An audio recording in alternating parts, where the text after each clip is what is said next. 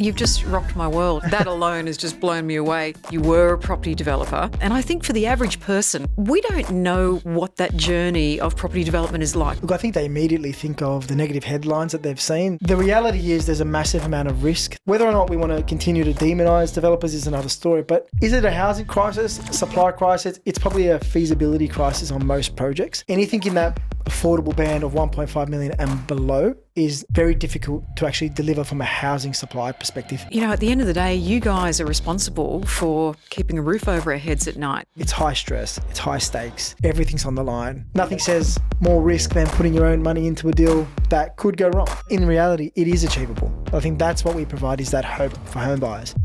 Chris, you were a property developer and now you're the co-founder and director of Coposit. Welcome to Real Talk. Let's go. So it seems like you've jumped the fence in many ways. You were a property developer. Yep. All focus was on money and making profits. And now you're on the other side, actively helping buyers get into homes. Why the change? Yeah, look, it's an interesting one. And I think that's the conception in market, that a developer is there and making money and trying to, I suppose, deliver something different. Where we took the view was we're delivering housing, a real need in the market. My early beginnings, I've jumped the fence a few times actually now. So my early beginnings in my career, I started off as an accountant, humble accountant in the suburbs. But that gave me a really good foundation of what businesses work and what don't. And I suppose from a really young age, I've always had property ingrained in me. My father came from overseas and he was a plumber by trade. We're always on job sites as a young kid and really loved property. So we then jumped into the property development space, myself and my brother Daniel, at the age of 24. And really what we did in that time was about 800 apartments where we delivered into the market. And what we saw firsthand was really people getting in easily, people struggling to get in at the ages of 35 or 36, trying to get into the market. And I suppose we took the different view than most developers would take, where we had an obligation to deliver really great housing and build communities. It was very much not a product that people, or an investment product that people live in, rather something that people see as their forever home. A lot of times people only buy one property in their whole life. We have an obligation to deliver them something great that they want to call home, that they're proud of, they want to make their own. And we really saw our property development journey as that. But we found out that there's some substantial problems in the housing market generally. One of them is saving for a deposit. It takes anywhere from 5 to 10 years to save for a deposit, depending on where you want to buy. And I'm talking a 10% deposit. The days of 20% we shouldn't even talk about. But I'm talking a traditional 10% deposit. It takes anywhere from 5 to 10 years for someone to save that. And, you know, when you tack on a 30-year mortgage in the back of that, the average age of a first home buyer now at 37, we're now talking really substantial amounts of time to not only save for a deposit, but get into the market. And we decided to take a stand and do something different to help people get in much earlier into the market. So on your website, the slogan says, "Got 10K, let's get you a new property today." Yes. Yeah. What is Coposit? What's your business model? Yeah, so what we do is we help people get in, as it says, with $10,000. So if you've got $10,000, you may be eligible to get into the property market today. So in the traditional sense with new property, you need to secure a property with a 10% deposit. Where we come in is you start with a $10,000 deposit, so really lowering that barrier, and then you have weekly payments during the construction to get into the market. So it's really for off-the-plan property. Yes, new and off-the-plan properties, and really utilising that construction time to get to save for your deposit. Right. But what's most important within that phase is a lot of the time when people are saving, the property market is moving. It's obviously going up, and at the moment it's moving, you know, every year that you're saving. Where Coposit differs is we'll enable you to secure that property in today's market with $10,000, paying weekly payments to get you to a full 10% deposit. So really importantly, making sure you're getting to a higher equity amount at settlement, not just a 1 or 2% deposit, and getting you in a really different way. And the most important part of what we do is to help the customers. We never charge the customers to utilise Coposit. So it's the decision is, I'm buying an $800,000 property. Do I put $80,000 today and wait 3 or 4 years? Or do I use Coposit, start with 10K, make weekly payments, and it's still $80,000 just split over a series of weekly payments over, say, 2 or 3 years. So from the back end, who's paying the extra amount to the developer? Do you guys pay the extra amount to the developer? No, so what we've actually done with the banks is we've completely changed how they view deposits. So in the traditional sense, a 10% deposit is paid, and then come completion, the purchaser would then typically arrange finance, whether it's 90% or 80% LVR and putting more additional funds in. Where we differ is we've changed the bank's view on what you need to put in up front. And so the customers start with that 10K, make those weekly payments, and then still getting a mortgage come completion in the traditional sense. I think this is a real game changer for not only young people, but older people too. I mean, there's this massive cohort of women who are, 50 plus, coming out of long marriages, really struggling financially to get into the property market. Yeah, look, and that absolutely is a very sad but positive market in our view. Yeah. And why I say it's sad but positive, it's sad seeing the stories that happen, but it's positive in the fact that we are actually their solution to get back into the property market. And for us, that's a really special part, to be part of that. We've been going for over 5 years now within the Coposit business, and we've helped hundreds of customers get into the property market. Initially, we started the business with the view of helping first home buyers get into the market, and that still today is over 40% of our buyers are first home buyers. But then when you think of a downsizer, and typically what they are is they're asset rich, so they have a house and maybe a superannuation fund, but they're cash flow poor. They may not be working at the moment.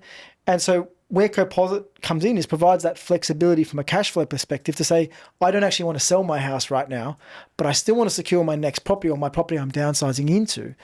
Can I still secure? And they use Coposit to put 10,000 down, make weekly payments, get to the end. They may even settle and then sell their house after that. So giving them the flexibility. But we're seeing a lot of right sizes coming into the market where people are either looking to upsize into what we call right sizing. So I've got one child in a 2-bedroom apartment at the moment. I've got my second on the way. It might be twins.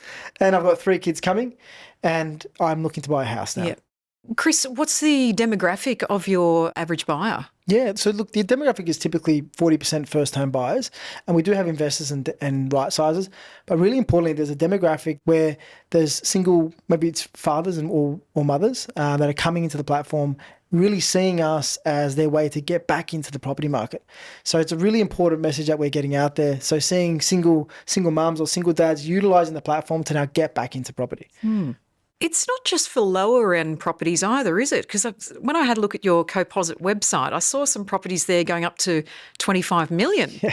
Explain that to me. Look, our method is we want to make sure that we have all the stock available. So we're not limited to any locations or not limited to any developers or we're not tied to any particular location or developer, and that's really important.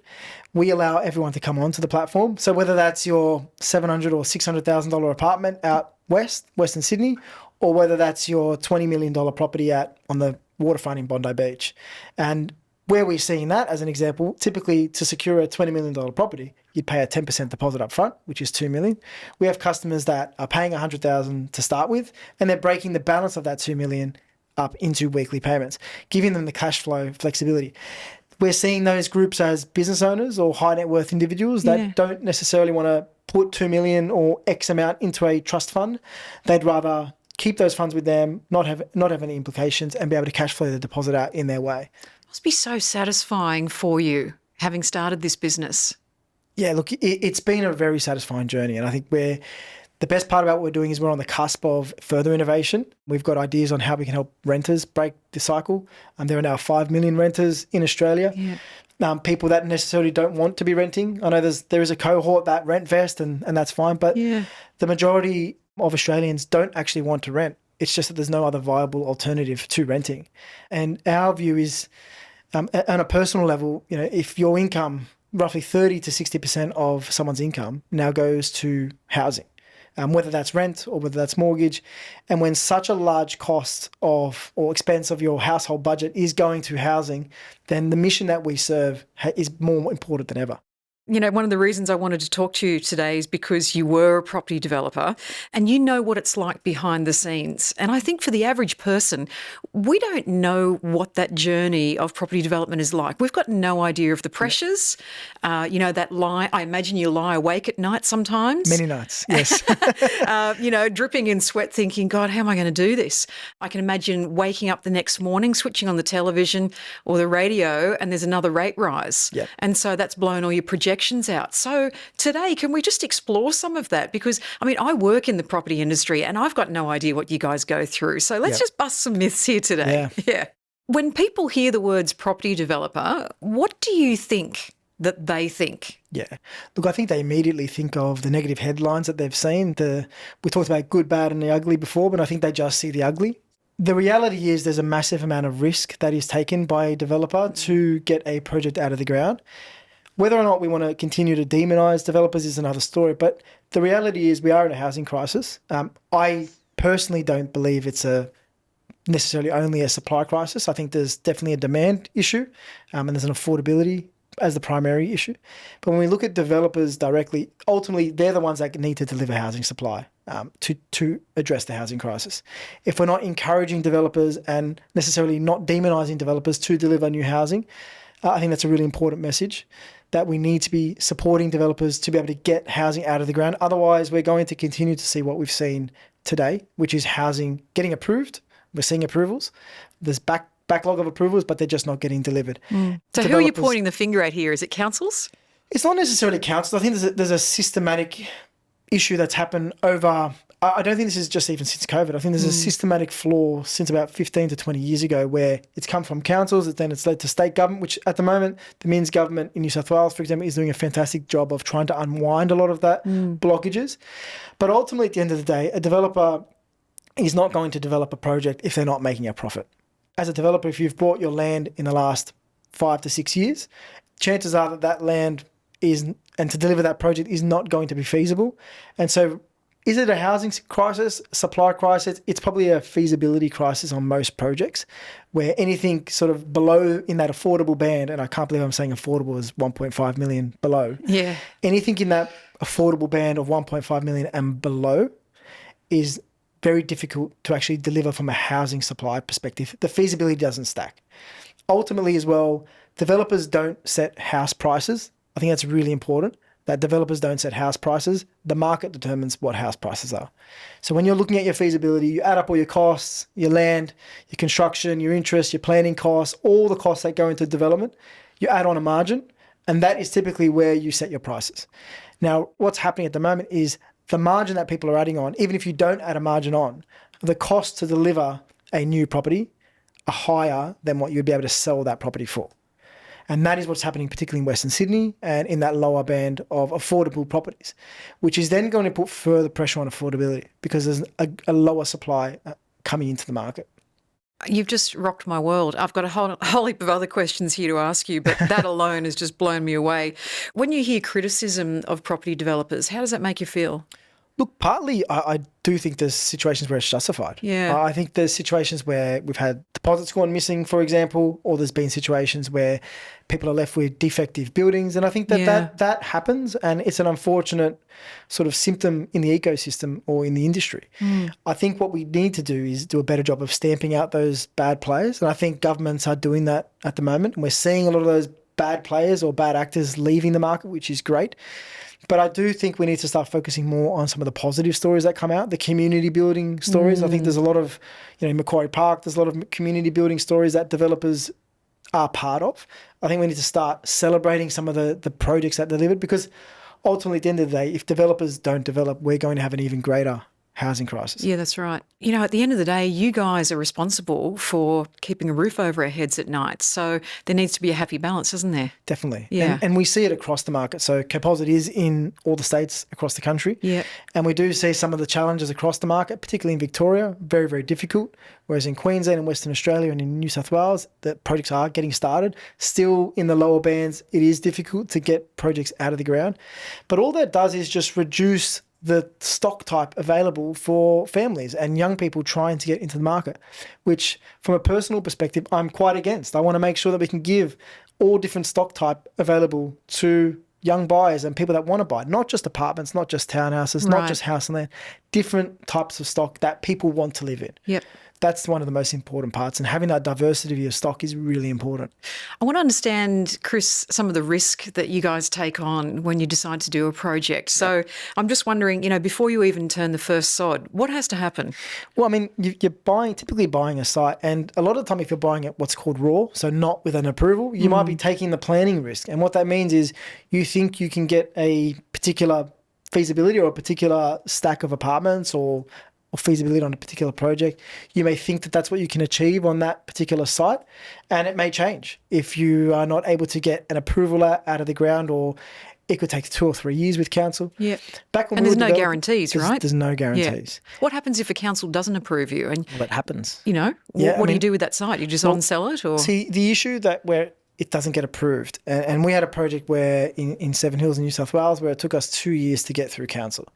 And that went from a rejection to an approval. And we're talking, this is not anything outside of the controls that were already in place. But the effect that had, ultimately any delay in planning, the cost gets passed on to the customer buying the property. Yeah. It gets passed on to the purchaser. It gets passed on to that young family who's trying to buy a property. And when you actually look at the costs underneath to deliver a new home, 40 to 60% is made up of government taxes, levies, fees and charges. So I think that's another issue that people don't see out there, that the 40 to 60% is what a customer is paying for a new property. Mm. And when you look at the fact that if people are buying property with they're earning their income, they're doing the right things, they're saving, they're budgeting, they're paying their tax. They're buying property with their after-tax income. So income that's already been taxed, but they're purchasing a new property that has an additional 40 to 60% of taxes layered in.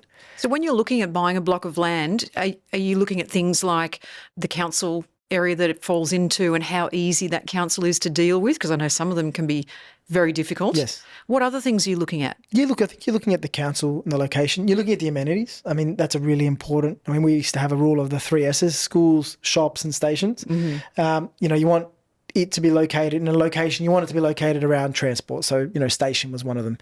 You want to make sure that there's good amenity around for people to buy. Ultimately, if we can't see ourselves and our families living in a location, then we would never buy that project. So that was one of the key parts, that can we envisage ourselves living in that particular property? And that was one of the main reasons where we go ahead with a project or not. And then that was actually the first step before looking at a particular site. That sounds like an unusual approach, because I imagine for most developers, it just comes down to numbers. Look, it does, but when you're coming to, and we were what's called a build to sell developer, so we would build for the purposes of selling the stock off. When you're looking at, if you've got 100 apartments, there's 100 families, or there's 100 couples, or there's 100 people moving into those projects. What do the 100 people need to live, prosper, have a successful life, grow a family, all the things that most people want? What do you actually need? And, it's being well located within transport, not having to travel 2 hours to work, for example. That's a really important part. The shops and the station, a really important part.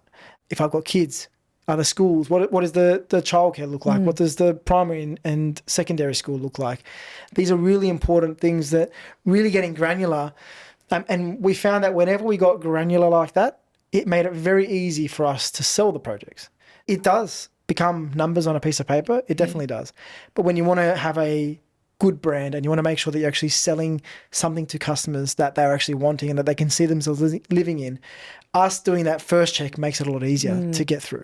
So you're thinking about the humanity. Of course, yes. Yeah. Look, it's having empathy and picturing ourselves in that location. Can we envisage ourselves and our family and my wife? Can we actually live there? What does it look like to travel around? And these are really important parts. Talking about the risks of a development, what happens when the market shifts when you're midway through a project? Yeah. And it does. So if you're buying a particular block today, it may take you 5 years before you actually getting to the end and handing those keys over. So during that 5 years, a lot can change. It could be COVID, it could be wars. There could be a lot of things that impact. And COVID had a massive impact on this in development side of things. You are committed to a lot of these projects. So a lot of the time when you are purchasing a particular project, you are committed for so long. So you're carrying those risks all the way through. And you're getting to the end and you're hoping that what you've done and the method that you've done actually translates through to the end of that particular project. And I suppose interest rates are another big one, where interest rates go up or down can affect you in a positive or negative way. But you're building all those variables in to your FISO at the start, right? You are. Yeah. And look, pre-COVID, there was a formula. There was a formula that worked, that was tried. You knew roughly what your construction costs were going to be going in from the beginning of a job to the end of the job, to a rough sense. The rule book really got thrown out with COVID. Post-COVID, we had supply issues, we had construction material issues, we had availability of labour issues, and getting people to the project was half the battle during COVID as well.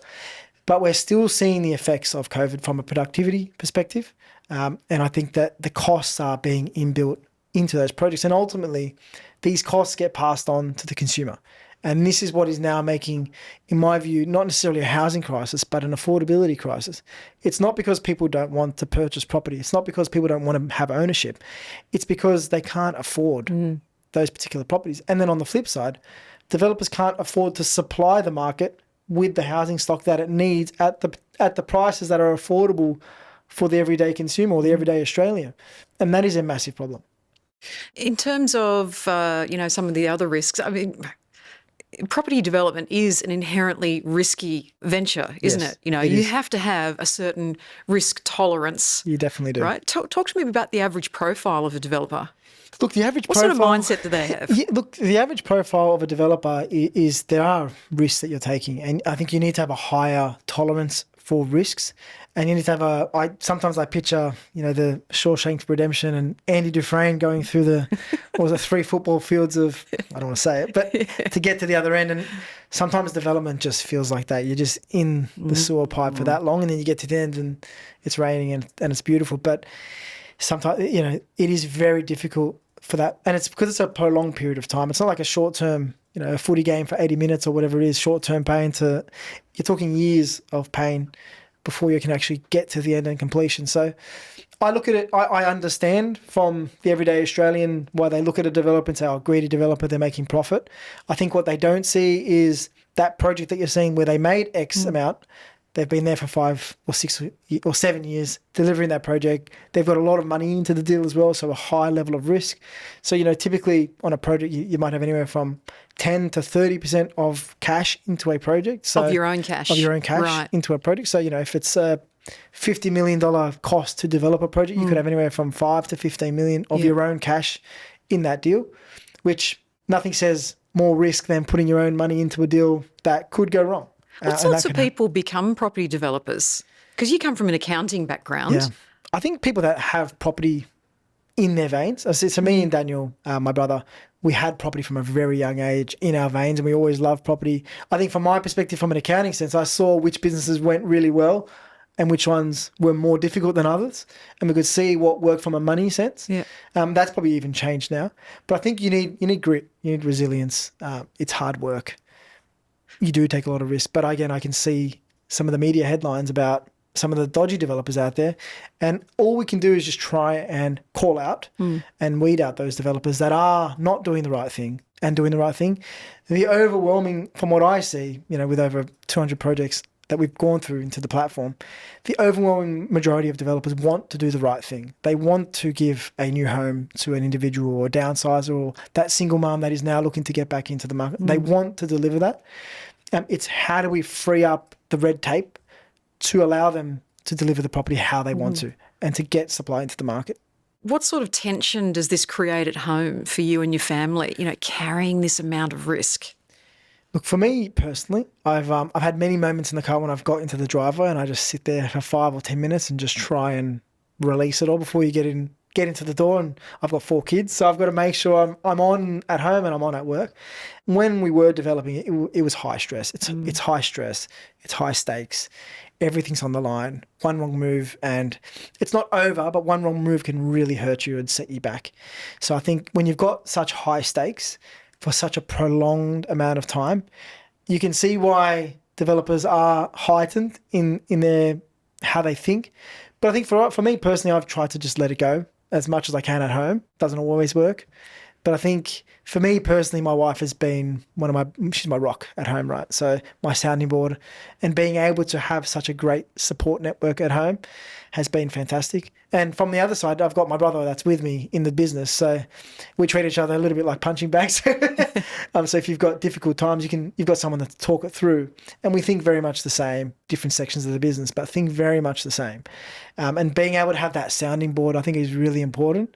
But one thing that I've tried not to do, and I've probably myself growing, is don't keep it bottled in. Talk to people. I think that's really difficult at times. Maybe particularly as a bloke, we tend to bottle things up and just bury it very deep into the back of our minds and just keep moving forward, which we definitely do. Yep. But I think talking about some of the concerns and the issues that's happening to whether it's my wife or business partner or Daniel is really important. to do so. I think it's a great message for people to hear because, men's mental health is just such a critical thing. I mean, everybody's mental health is important, but because of the fact that men don't often talk about these things. So that's a really interesting concept that you mentioned that. Is that something that flows through to your business? I mean, do you encourage your staff to be sort of open? Or? Absolutely. We have an open office, open plan. We're very much involved in people's mental health and making sure that they are, part of what we believe as a company is having the best place to come and to work. Ultimately, making sure that people are happy where they're working, and that then translates a lot of the time to if you're happy at work, you're happy at home. Yeah. Or even we've seen scenarios where it isn't going well at home, for example, and they're seeing work as a release. And that's really important. But if you've got a scenario where your workplace is toxic and home life is toxic, there's actually no escape. And that's a massive problem. So all we can do as leaders is provide the best workplace and the best space for people to be able to come in and achieve their company objectives together with their personal objectives. Part of the first onboarding we do when people join the company in the first week is we talk about how we want you to achieve company and push the company forward. But it's just as much about a personal growth story for yourself as it is about with the company. And that's really important that we drive that culture throughout. I saw a social media clip of you guys recently talking about how important some of those initial hires were. Yes. With Michael Carboni, who looks after your marketing department and heads up your podcast series. He's invited me on there a few times. Yes. He's a great character. He's a very, very compassionate person.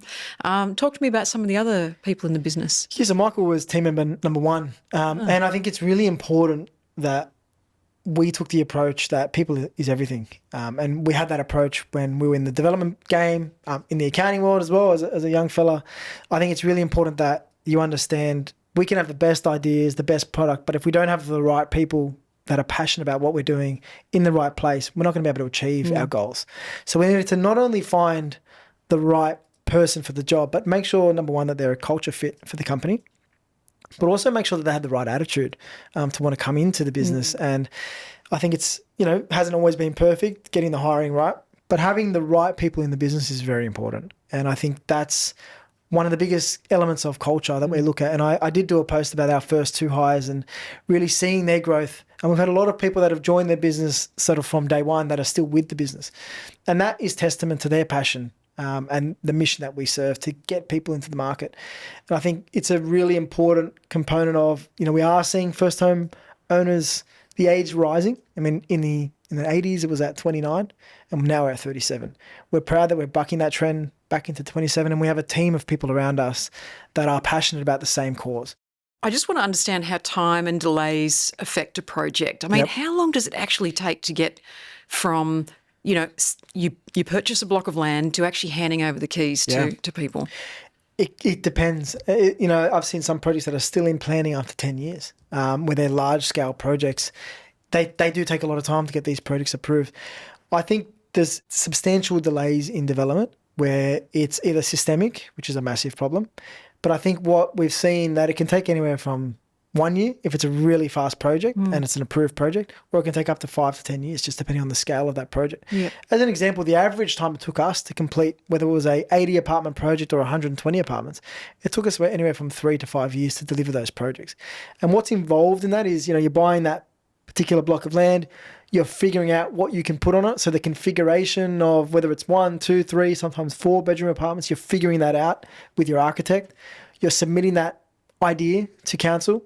You're figuring out the marketing components and talking with the financiers about everything during that approval process. If it's the fastest approval that we ever had was 6 months, and that was a fairly standard approval. The longest we've had, I think, was 2.5, 3 years. So the delays that are in that process just get factored into the costs of a project. And that delays the delivery of a project. Then once you've got the approval, then you're in the construction phase. And a lot of the time that could take anywhere from 12 months to 24, 36 months, just depending on the size and scale of that particular project. Then you're heading into the settlement component, and that could take anywhere from 1 to 2 months to get people into their new homes and deliver the keys. So, all up, you're talking anywhere from 3 to sort of 6 year process when it's going well. When there's delays, you're talking that's blowing out anywhere from 4 to 8 years as well. It's a business that requires a lot of grit. A lot of grit. To see it through to completion, right? I mean, I know that for myself in real estate. Real estate agents do require a lot of grit because you can be having conversations with someone for 10 years before they actually call you back and say they're ready to sell. It's relationship based. It's relationship. Yeah, exactly. So it's a long time between paychecks in our industry often. But, you know, it's all about mindset at the end of the day, isn't it? You just can't view it as a transactional thing. Look, grit is the perfect word to sum it up. And I think as well, when you've got your financially committed into a particular project, a lot of the time that financial commitment is done up front. So before a financier or a bank comes in to help on the construction side. So sometimes you could have your money in a particular project from a developer perspective for that whole time that you're developing. So that could be a 3 or 5 year period that your funds are sitting there and you're not drawing a salary or a wage during that time. You're waiting to the end of that project to be complete, waiting for it to sell, and you're effectively getting 5 years worth of revenue at the very end of a particular project. So there is a great reward at the end, but you're taking that risk for 5 years. You're typically not getting paid during that risk. You've got your own funds in that particular project. So there's a high degree of risk and grit and pain level of tolerance that you need to have to be able to go into the development space. Is it mostly the banks these days that are financing developments, or is there private finance being used? So traditionally, I would say it's primarily the banks if I was talking to you about 5 to 10 years ago. Now it's a complete flip on its head. So from a construction lending perspective, we are typically seeing 80 to 90% of deals are non-bank funders, so private credit coming into the market. There's a lot of reasons for that. The main reason being that the cost of the capital that private lenders can provide in comparison to the bank is fairly reasonable. It is slightly more expensive. 10 years ago, it used to be vastly more expensive than the banks, and you'd wait. Whereas with the banks, sometimes it takes anywhere from 3 to 6 months to get a deal out of the banks, where private credit can move in a matter of weeks, sometimes days. I was going to ask you if there's more flexibility using private credit. So there's one of the major things for the rise in private credit primarily was the costs are lower. But then the other two massive components for private credit is speed of capital compared to the banks and amount of capital that they'll give you. So I mentioned to you earlier that there's anywhere from 10 to 30% of your own funds into a deal. Typically, or traditionally, the banks would require a higher amount of funds into a project than the private credits. So if you've got a particular project where the bank says you need to put in 15 million, and a private credit group is saying you only need to put in 5 million, that is highly attractive for a developer, because it means that if they do have 15 million, they can put it into more projects as opposed to one-off project with some of the banks. So it's the speed of capital, the cost being fairly comparative with the banks, and the higher what we call LVRs, so the higher LVRs into a particular project that a non-bank will allow into your deal. What should buyers be looking for in a development? I mean, how do we investigate whether a developer is sound? Yeah. The most important thing, if I was to give one tip, is go to the previous projects that they've done. Go to another location that they've developed in before. Go and knock on someone's door that is living there. If they're a renter or they're a homeowner, go and knock on their door and actually speak to them. This may be the biggest purchase that you ever make in your life, and chances are it probably is. You should do your research. I'm sure if you're buying a car, you probably do hours of research into it. Do the same with a property. Is there a way that you can check online whether a developer is risky or not? Yeah, there is. In New South Wales, they have what's called an iCert rating, and that gives a rating on a developer and how risky they are. But there's no holistic view on if a developer is risky or not. I think time is important, so making sure that a developer has been in the market for a long time, making sure that they're actually public on social media.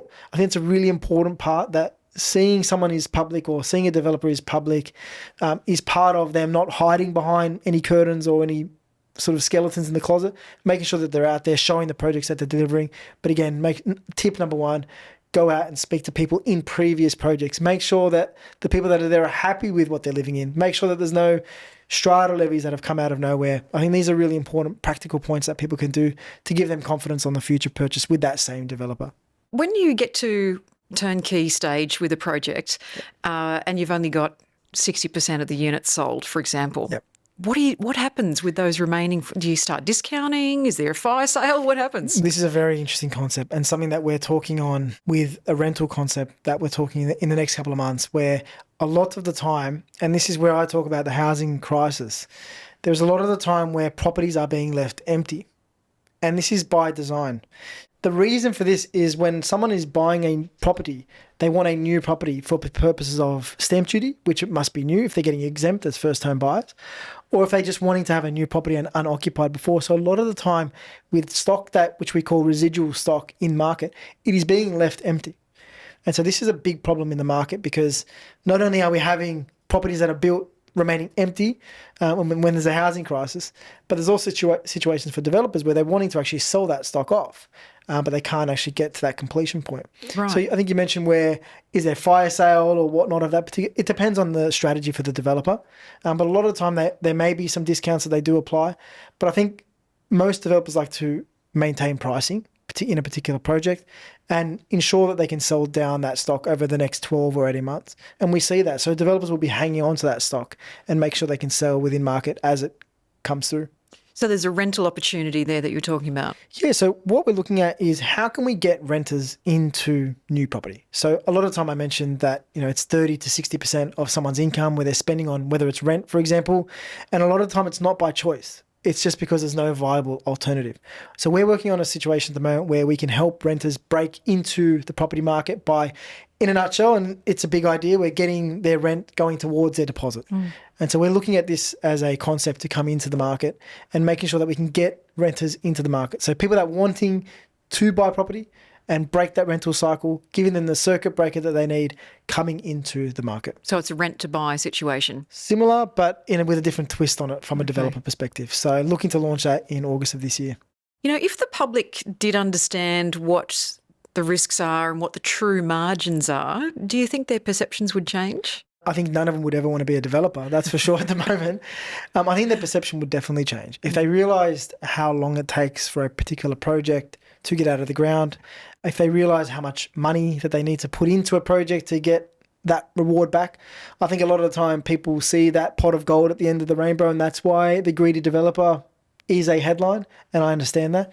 But I think if you look at the beginning of the rainbow and you'd see the journey that they have to take to get to that, a lot of people wouldn't want to take that journey, and it's high stress situations. So I think it's be good to turn some of the perspective on what people think of developers, but ultimately they have to be the ones to deliver the new housing supply that we desperately need.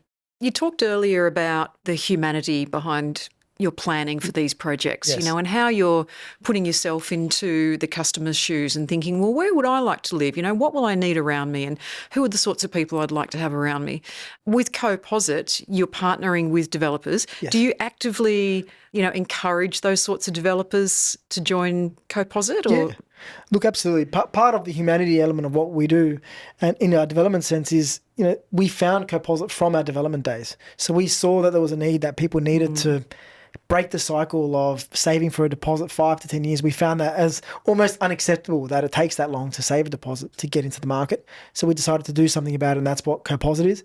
And we talk to developers day in, day out, and they share that same passion, that there is issues in the market, that we need to remove barriers for not only home ownership, but for new supply to come in. And I think Coposit goes to the heart of removing barriers to home ownership and ultimately removing barriers to getting new housing into the market. So that's what I think resonates a lot with developers. And they see us as that tool to help not only get more people into their projects, but to get the right people into their projects as well. So Coposit really was born almost out of frustration. Absolutely out of frustration, yeah. I think we saw what people had to do, put that safer at 10%. It takes 5 years. Then they've got to wait another 3 years for the property to be developed and delivered. And when if you make that decision at the age of 25 or 26 that you want to be a homeowner, then when you tell them there's another 9 years before you can actually achieve that, I can then understand why you get disincentivized to become a homeowner and save for property. It's probably why people go, oh, stuff it, I'm going to go on that European holiday and blow that 20 or 30,000, because they see property as such an unachievable goal. Yeah, I might as well go and have smashed avo on toast. Exactly right. When in reality, it is achievable. And we are seeing people achieve it at the age of 26 and 27 and even younger. I think that's what we provide, is that hope for home buyers, that they can get into the market and there is a way for them to get in. It's been great talking to you today, Chris. Thanks for joining us. You too. Thank you, Stacey.